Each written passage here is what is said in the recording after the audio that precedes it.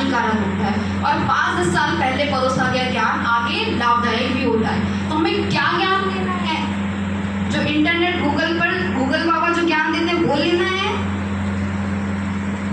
या जो हमारी भारतीय संस्कृति में जो ज्ञान दिया वो लेना है जो आपको बताया जा रहा है? क्योंकि ये जो आपकी अवस्था है ना, जो आप दीदी ने बताया था आकर्षण, अट्रैक्शन, लॉ ऑफ अट्रैक्शन समझेंगे इस क्लास में। आपको ये बहुत अच्छी कहानी है कि एक बार एक बेटी होती है, उसको उसकी माँ नहीं होती है और उसके पिता होते हैं बहुत ही प्यार लाड दुलार से उसकी कोई भी कमी नहीं करते हैं, जो वो मांगती है वो देते हैं उसको ला करके, और शिक्षा इतनी हाई क्वालिफाई की देते हैं, वो वकील होती है, वकील बनती है जा करके, इतनी बड़ी पोस्ट पे होती है। उसकी शादी हो जाती है डॉक्टर से।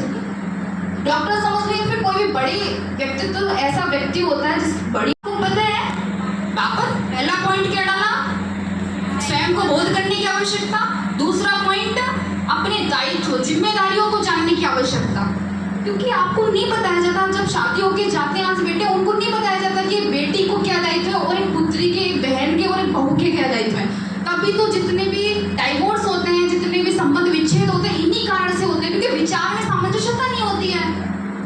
इसके बारे में एक छोटी सी कहानी है, वो भी मैं बता क्या है। वैसे तो दीदी ने आपको वीडियो के माध्यम से कितना अच्छा दिखाया, आपको तो समझ भी गए होंगे, लेकिन इसके बारे में आपको एक उदाहरण दूंगी, बहुत अच्छा दूंगी उदाहरण, जिससे आप शायद भूलेंगे नहीं और कभी अट्रैक्टिव भी नहीं होंगे। शायद मेरे जितना विश्वास है कि आप नहीं होंगे, अगर उस चीज़ को समझ लेंगे ना तो नहीं होंगे। तो सबसे पहले तो आप कॉपी निकाल लो, सब कॉपी निकाल लो, कॉपी, क्योंकि वो किस जमाने की? रूढ़िवादी, परंपरा, अंधविश्वास जिसको कह सकते हैं। अंधविश्वास नहीं कहेंगे क्योंकि उनके पास तजुर्बा होता है, उनके पास भी कहीं ना कहीं ज्ञान होता है, जो हमको क्या लगता है रूढ़िवादी, परंपरावादी, लेकिन कहीं ना कहीं तो होता है।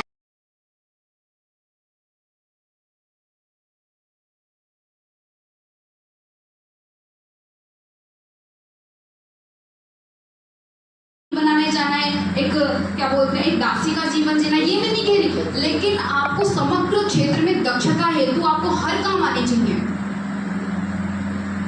नहीं आनी चाहिए? आप महसूस कर पा रहे हैं? तो वो अब शादी होने के बाद क्या वो रहती है,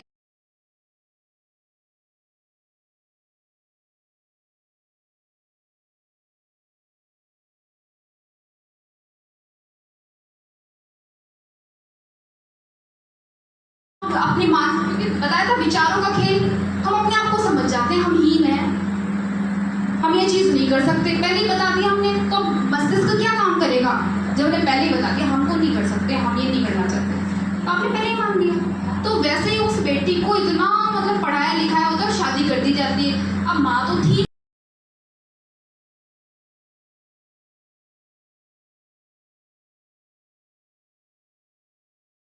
अब जैसा दीदी ने बताया था कि चाहे कोई आईपीएस बन जाए, आईएएस बन जाए, लेकिन उसको खाना बनाना पड़ेगा, बताया था ना दीदी ने, तो वो तो बनाना पड़ेगा, क्योंकि ना आप क्या समझते, पुरुषों में इतनी शक्ति है, उनमें आपसे 1/4 भी शक्ति नहीं होती, इतनी हिम्मत नहीं होती जितनी आप में होती है। और इस बात को आप जब समझे, आप समझते हैं ये तो मैं फेक कर रही हूँ, ये फेक नहीं, रियलिटी है, ये वास्तविकता है। उनमें और अपने घर की शुरू करते हैं ना, तो वैसे ही शुरू कर देते हैं, तो ठीक है शुरू कर देते हैं, तो वो बताने लगते कि मेरी बहू ऐसी हो गई, इतनी अच्छी है कि उसकी धरती पर ऐसी कोई दूसरी बहू नहीं है, वो मेरी बेटी है, अब वो नहीं रहेगी तो मैं जिंदा नहीं रह सकती।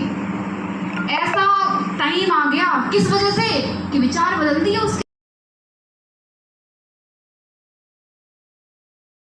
विचारों की शक्ति, उन्होंने बता दी कि ऐसा ऐसा करना है, ठीक है मान गए। अब क्या होता है, यही क्रम चलता रहता है 27-28 दिन तक, 5-10 दिन ही होते हैं, तो वो भाई सासू माँ ऐसे सोचने लगी कि हमारी बहू को क्या हो, गुड़गा तो नहीं कर दिया, किसी ने उसको सम्मान तो नहीं दे दिया, किसी ने उसको अपने वश में, पड़ोसी में आप जानते हो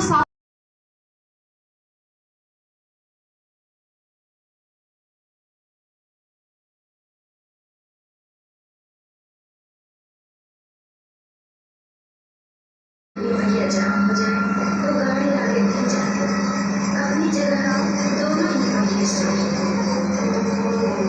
हर सफल पुरुष के पीछे अधिक नारी माता या पति के रूप में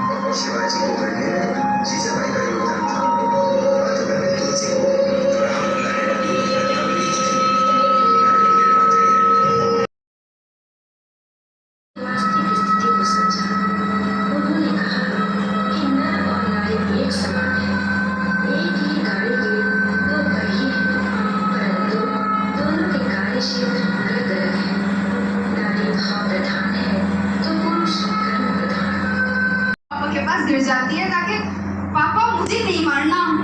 अब मैं उस अगर वो नहीं रही, वो मर जाएगी तो मैं भी मर जाऊंगी। ऐसा आ गया। अब उसके पापा कहते हैं क्यों बेटा ऐसा क्या हुआ है?